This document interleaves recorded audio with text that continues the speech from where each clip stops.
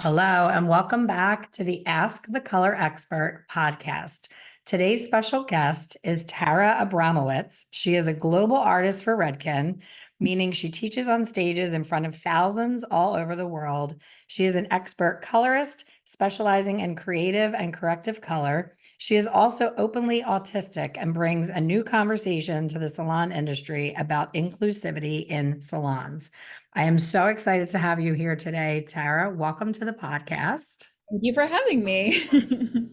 So, I have followed you for a very long time in your journey in Redken. I am a Redken, especially Redken Shades user.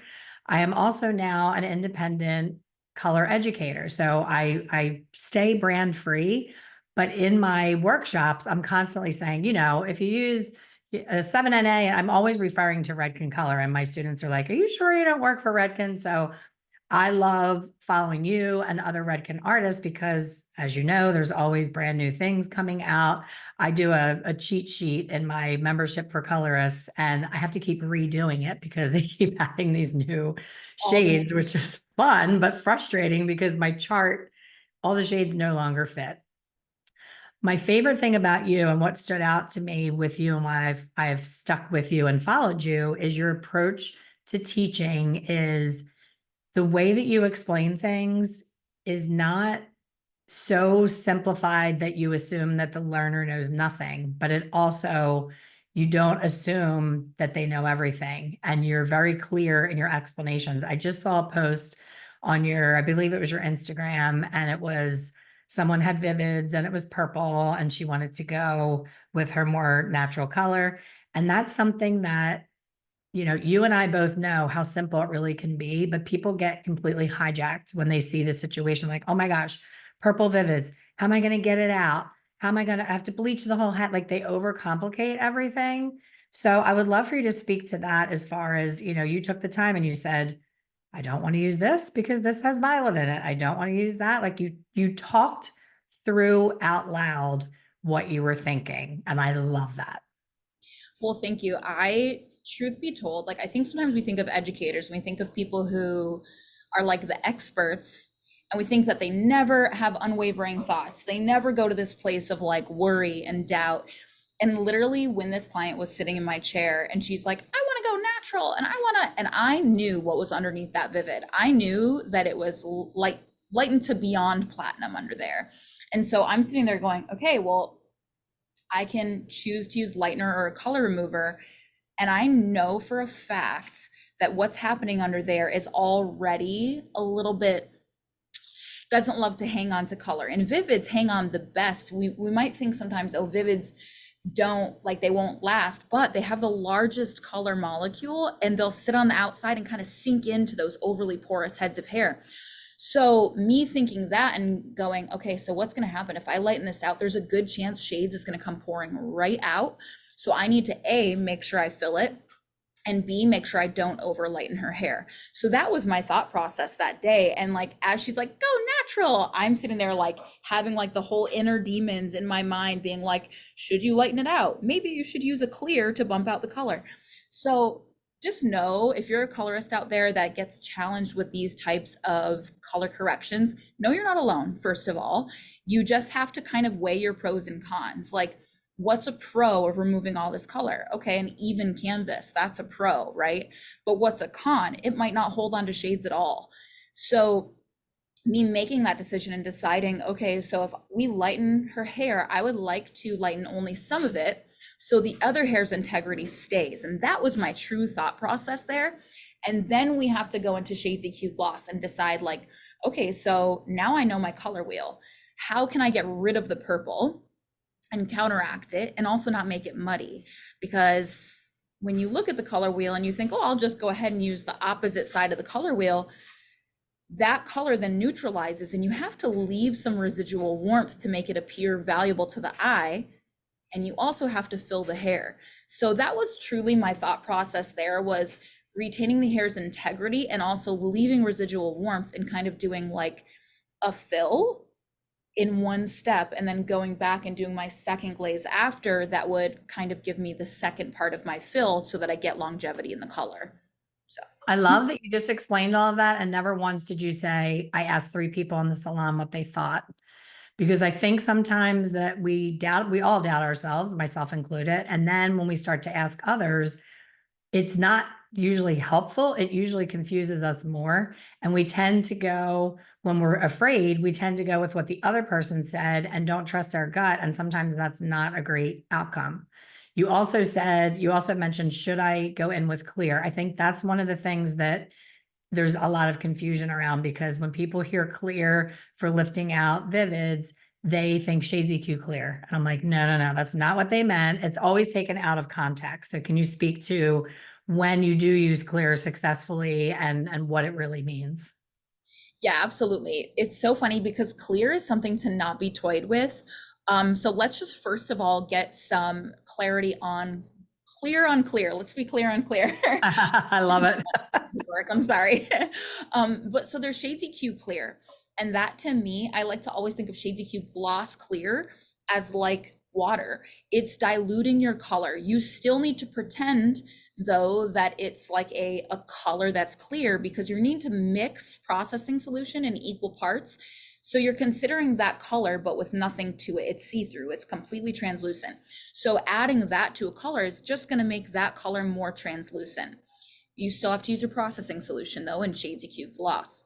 Now, there's other clears out there in the world, and the other clears are for permanent colors. So if you're using a permanent color line, color gels, color fusion, whatever line that you're using, and it's a permanent color line, if that has a clear, you need to know there will be lift in it. Like there will be lift. No matter what, there's going to be a chemical reaction that happens when you mix that developer that creates a bit of lifting ability.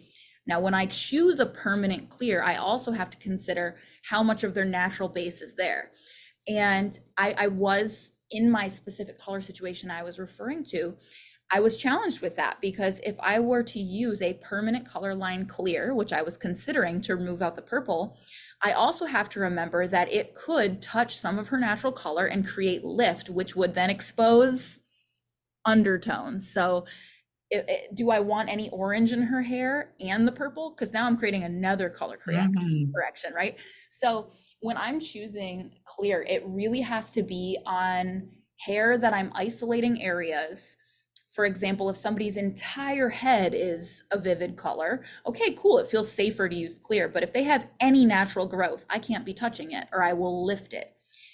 Whereas Shades EQ Gloss Clear, it's just for shine. It's for shine and translucency. So definitely don't mix up Shades EQ Gloss Clear or any demi-permanent clear that doesn't have any lifting ability and a permanent color that does have lifting ability, their version of clear. So I would say that typically you might just go towards a permanent clear to help make your pigment maybe not as strong in your permanent color, but now people are using it for creative things. So So when you do use it to lift color out, say it's a global vivid and you're trying to bump that out, what volume of developer do you recommend? Because I noticed Tracy Cunningham always says 30 volume. Is that necessary or is that just in the situation that she happened to have when she shares that? I would say, here's the thing. I've got a strong viewpoint on volume choice. So do I. That's why I'm asking. Right. And honestly, mine is not the popular viewpoint. A lot of people are like, okay, low and slow, never touch 30, never touch 40. I believe that there is a reason for every developer. I don't think that 30 volume is always necessary by any stretch. And I also don't think 10 volume is enough in some situations, especially as it pertains to hair color. If you're using lightener, okay, great. Like they're just the speed of process. And I will say, and this is the part, lean in, that everybody's gonna be like, but 10 volume sometimes won't destroy enough melanin. Sometimes it won't. Period, end of story. And that's on people with really strong melanin types. I'm talking like really dark hair. If you know you've seen this client before, that you can foil them with 40 volume, a 1-to-1 ratio, and paper thin, like tiny, tiny foils, and they still don't lift past yellow, those are the people that 10 volume would never take you there. Period, end of story. I don't care if you let them sit for 4 years, like it won't get you there. So is there a use and need in some cases for 30? Yes. Usually people use it just for speed though. And when it pertains to hair color and a clear found in hair color, you have to also consider that hair color's actual speed of process too. So if you have a permanent hair color that say requires a 35 to 45 minute processing time and you use 30 volume, no matter what, there's going to be a certain rate of lift process within that chemical equation. It's not going to lift any faster or slower than if like if you're using with lightener, yeah, it could go faster, but in a color, there's not going to be a different color reaction, chemical reaction. It's still going to lift. What it will do is destroy more natural melanin. So as you know, if you ever got 30 volume on your finger versus 10 volume on your finger, which one burns first?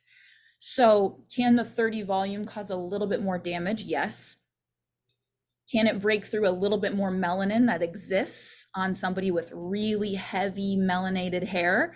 Yes. And when I say melanated, I want to be clear. I want to be somebody who like has really dark hair. I'm not talking about like any hair that just happens to be a level 3, because some level 3s are a harder lifter than others. So if that makes sense, I think it depends on how much melanin exists in the hair and why I would choose a higher volume. In most cases, to use clear to pull out a vivid, that's hair that's been pre-lifted. Honestly, 20 volume is my go-to. It's my workhorse. Okay, I'm not surprised because Tracy, her whole model is speed, and she sees some insane amount of I think 40 clients a day or something, and she says that she does every one of them herself. I'm like, I need to see that in person. Well, I would be so anxious watching it in person, but she's a whole different, she's amazing, but wow, she is completely different when it comes to, working on clients. So we talked about in your introduction that you are openly autistic. I often share with my friends and family that I'm 56 years old, so we didn't have autism, or they didn't call it that back then. So I was never diagnosed, never tested, and none of those things. But I know in my heart that I'm definitely on the very high functioning spectrum of what I believe to be like an Asperger's. I'm not sure if that's what you have going on, or if it's like I definitely have ADHD. But the Asperger's, the reason I say that is during this interview, if you were nervously clicking a pen, I would be like, Tara, we have to stop right now. You have to lose that pen because I'm going to freak out. Like repetitive, unnecessary noises. I'm trying to think of what else. Like there's just so many things that I'm like, oh, wow, I bet you that I would be diagnosed and probably medicated if this were, back then, if they knew those things. So talk to me about So I could talk to you about that for a million years because it's my current obsession and passion. So what you're talking about is misphonia, and misphonia that. is like Yes, yes, certain yes. noises and things, right? And so I have pretty extreme misphonia as well. And it's challenging because while I have misphonia, I'm also a clicker, and I'm a stimmer and a person who does a lot of movement. And now the conversation is about, because there's so many amazing people in the world that are coming forward with their neurodivergence. And also thank you for sharing that with me, Elaine, because a lot of people feel funny to share those things. And I would love to blast down all those walls and have everybody share what makes them tick so that we can all together create a more inclusive space, right? And here's the real challenge, because now as we're learning what things make us work, we then also have to leave room for each other. And it's rough because, like, for example, when somebody's disability completely isn't counterintuitive to somebody else's disability. And for example, like, I have a family member that I won't say who it is, but I have a family member that is hearing impaired. And so when they are watching TV or something, it's quite loud, and I'm very sound defensive. So when I'm like, oh my gosh, turn down this TV, what's going on? Then we have to decide, okay, is anybody's disability more important than anyone else's? No. So what can I do, or what can they do? Can they use a hearing aid?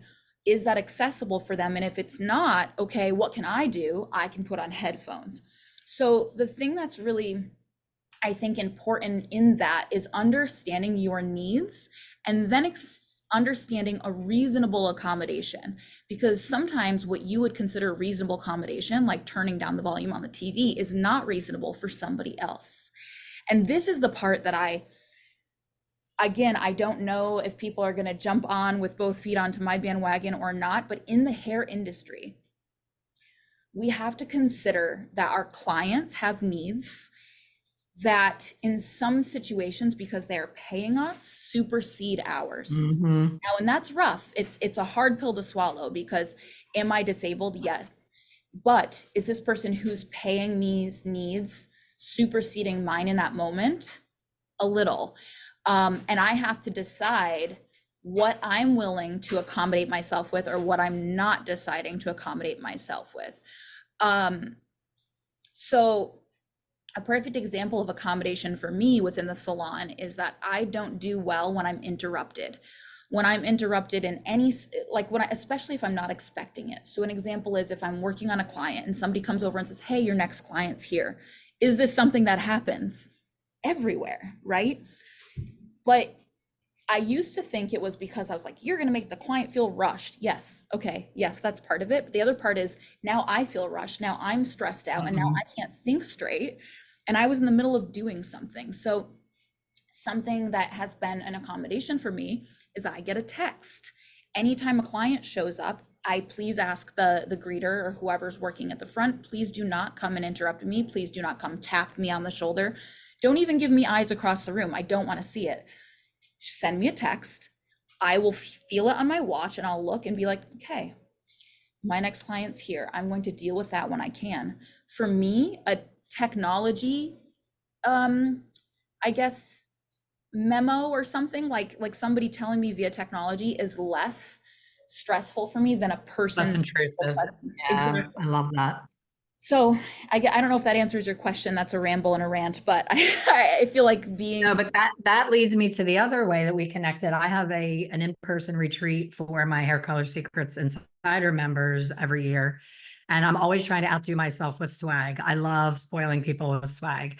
So I had seen your chat or chill tool and I thought it was genius. And I understand why you created it because I'm a talker. I love when I'm doing hair, talk, talk, talk. I could tell stories, talk all day long. And not every client is someone that wants to sit in a talker's chair. So I found on the days that I had to do someone else's client, they called out sick, they had a baby, whatever the reason. This one client was brave enough to call me out. Most people would just sit there and think, oh my God, shut up, please. You know, they're thinking it, but they would never say it. And she said, I said, are you okay with me being chatty back here? Like, do you want to just tell me to be quiet and work? And she goes, well, I kind of, when I'm in here and I hear you talking, I kind of treat you like the white noise on an airplane. I kind of have learned how to block you out. And meanwhile, she's in my chair and I'm like, that's interesting. I said, you do know that I work with like chemicals and I can really ruin your day. I did laugh about it, but I was like, wow, that was really abrupt. But she was saying, basically, I am not in your chair on a regular basis because you talk too much and I'm not a talker. So giving our clients that choice in such a subtle way, I thought it was great. I don't think that you promote it enough, like not enough people know about it and should. I think every single hairstylist should have that little, you have it where it can either suction onto the mirror or it can go onto a counter, onto your station, but it's subtle, but gets to the point. Do you want me to talk to you today or do you want to be quiet? Because how many times have we seen a client, they'll have a magazine and then we'll ask them about their hair and then it leads into a conversation and then you see them look at the magazine and then the conversation starts again. You're like, do they want the conversation to start or are they just feeling like they have to entertain me now? So there's this awkward, unsure feeling. Well, right. And I mean, also for some people too, one of the number one things I've talked so much on different blogs and different conversations around this. And like you said, they're really, it's been a slow uptick to knowledge around silent appointments. Now, a lot of people are talking about silent appointments, but think of the different ways they could implement it. So maybe the different ways they could implement it was, for example, like, I don't know, like, they might implement it. Sorry, somebody walked in and I was like, what's happening? You were interrupted. How dare them? Exactly. Um, so, can you just remind me what I was talking about? Different ways of doing the silent thing without the chill or Oh, chat. Like they're right. trying to get around, trying to do it in another way. Yeah. Sorry about that. So yeah, like the different ways that somebody might implement chat or chill, they didn't hear about this card. So they're thinking like, oh, I could put it in my software and I could ask if somebody wants a silent appointment or whatever. They've got paperwork, or maybe, oh, so just so you know, blah, blah, blah, requested a silent appointment. Well, I'm sorry, I also have severe ADHD. So when I have somebody in my chair, I'm not always 100% thinking of those details. And I never wanted somebody to request a silent appointment and then me not give it to them. Because here it's like, okay, now I'm defying their boundaries. They've specifically said no, thank you. And now I'm still talking. So the tool is great because it's also visual. It's a visual aid. So it's not only a visual aid for the client, it's also a visual aid for the stylist. So I Yes. have that on my station. So at any point, if I forget what's happening or should I be talking, I look up, there it says chill or chat. And I'm like, oh, shut up, Tara, stop talking.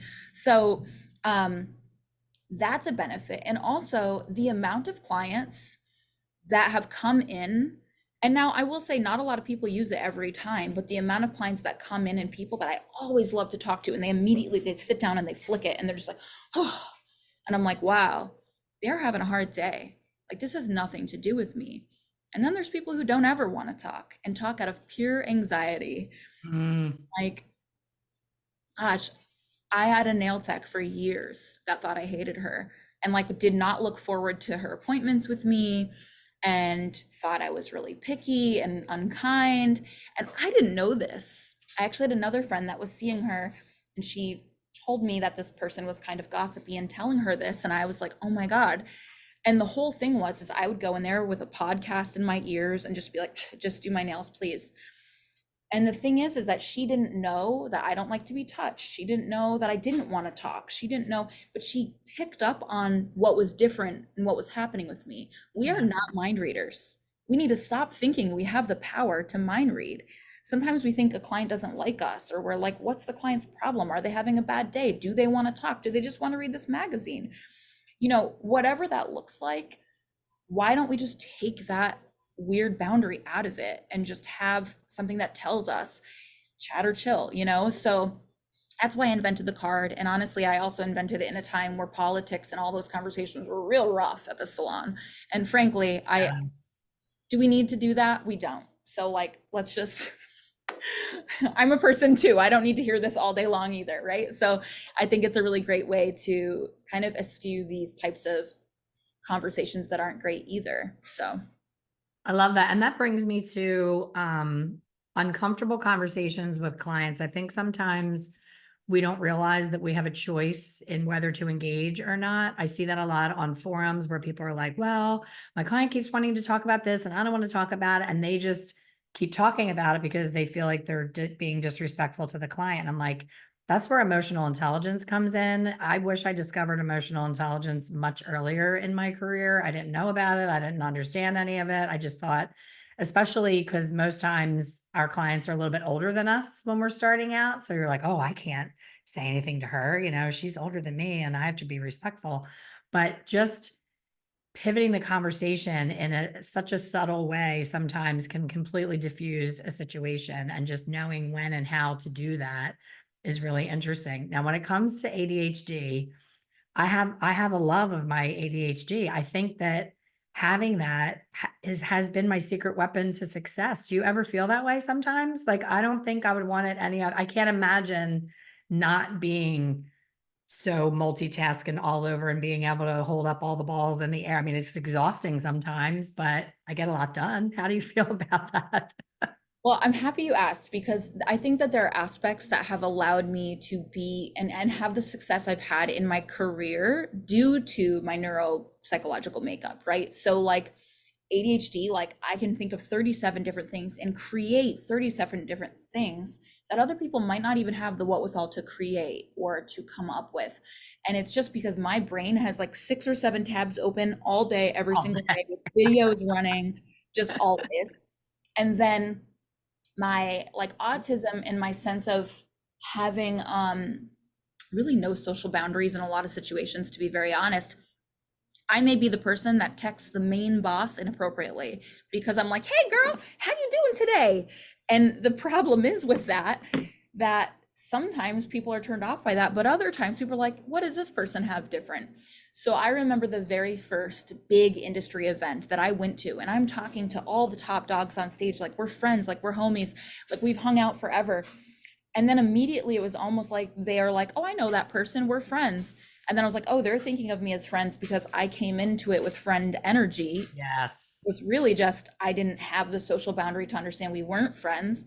And then I was able to make connections and put myself on stages. And I want to be very clear that it revolved around a lot of hard work, many, many years of working countless nights, overnights, like literally putting together wefts in the middle of the night. Mhm. All that work happened, but I also think that happened because of my ADHD, because I don't require a lot of sleep. I just go and go and go, and then I sleep for 3 days, and then I go and go and go. So, yes, a superpower, also an immense challenge in a lot of situations. Yeah, my son also has it. My brother has it. And my son's, he goes back and forth. He's like, should I try medication? Because a lot of his friends have gone on the medication and they can focus a lot more. But I'm like, there's something about like, I feel like you're born with certain gifts. And I look at that as a gift and not a detriment, in most times. But to your point, I'm exactly the same way with the boundaries. I worked at a big corporation. One of my first jobs as a colorist where I got a lot of my training, I was an assistant, and there was 4 big bosses. They were all male. They all had egos. And every time one of them entered the building, everybody scrambled and cleaned their station and got real nervous. And the one guy's name was Ralph, and he never came around. He was like the big, big cheese. And when he walked in, I'm like, Ralphie, baby, how's it going? And he loved that. To your point about the head honchos, I always look at everybody as we all put our pants on one leg at a time, the same way every morning. We're all the same. Like if I met Oprah, I think I would walk up to her and hug her as if she was my best friend, because I've followed her for so long and I'm like, oh my God, it's Oprah. So I think the way that you and I feel about that, because we were born that way and we've been that way for all these years, I can't imagine not being like that. Everybody would gasp when I would call him Ralph, or I used to call one of the nuns in my Catholic school by her first name. I'd be like, hey, That's so Bev. And cool. she would crack up, like, because she's a human being that chose to be a nun. Like, she's not an alien from another planet. So we had such a great relationship because she's like, everybody else treats me like the mean school nun and they avoid me. And you give me a hug and call me Beverly. I love it. So, yeah, I think it can go both ways. I agree. And I mean, truthfully, we're also, and I mean, this is aside from hair world, but we're in a really interesting time where people have to make those types of decisions for like what helps them cope and what doesn't. And like I am on medication and I need to be, because I found myself too scattered, like I'm the person who turns on the coffee pot and doesn't put a cup under it because I'm already 3 blocks down doing something else.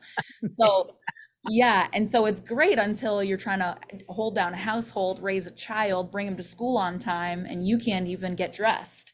So I would say functionality and like the level in which you can function in your daily tasks determines it. And maybe you don't need meds. And I think that's amazing. I didn't need meds until till I had a child and I had a whole new set of responsibilities that's like, well, you had a coping strategy and she's gone now. So let's figure it out. So I think that like for those listening, like be empowered by if you need meds or if you don't, because whatever works for you is what works for you, right? And if something's not working, you got to fix it. You got to find the solution so that you can grow and consistently improve upon your own self. So I agree 100%.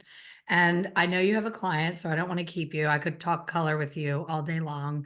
And I know that people listening are going to say, I want to hear more from this person and want to find yes, you. So what's let's the best way that they can connect with you? So I post a lot of my hair content on Instagram. I do lots of different videos, and I tell people all the time, please, please, please send me DMs, especially if you're like, hey, I live in this area and I want to know where I can attend one of your classes. Or, hey, Tara, like I have this Shades EQ gloss question. What can I do here? I am open to that. Do not fear that, like, approaching me about those questions, because if I maybe don't have time to deal with it then, I will definitely reach out to you as soon as I can. I love talking hair color. I love meeting hairstylists. It's the reason why I do this. So reach out to me on Instagram, DM me on there. I'm also on TikTok. That's where I post a little bit more of my autism and ADHD content, but I do post hair stuff on there as well. Awesome. And you're going to have to spell your Instagram because that long last name can be can be difficult. I married into it, and I will say at least I start with AB as the last name because I mean I'm at the top of every list, but dang, a hard spell. So it's Tara, so Tara, and then underscore Abramowicz, A-B-R-A-M as in man, O-W-I-C as in cat, and Z as in zebra. And that's just my name on Instagram. So Tara_Abramowicz. Awesome. And I can attest to the fact that she does answer DMs because she got right back to me when I asked her to be on the podcast. And I love that. You are Good. such a treasure, a gift to the industry. I'm so grateful for this time with you. And we definitely need to do it again and get more into some other color things. But I love everything that you shared and I so appreciate you. So I thank you. love that, Elaine. Thank you so much. And I appreciate you. Thank you for doing what you're doing for the industry. It's huge. It's a big deal. And like, I'm just so happy that whoever is here listening, that they have found you because you offer so much knowledge and so much like power in the salon industry. Thank you so much. And thank you everybody for listening. We'll see you on the next one. Thank you.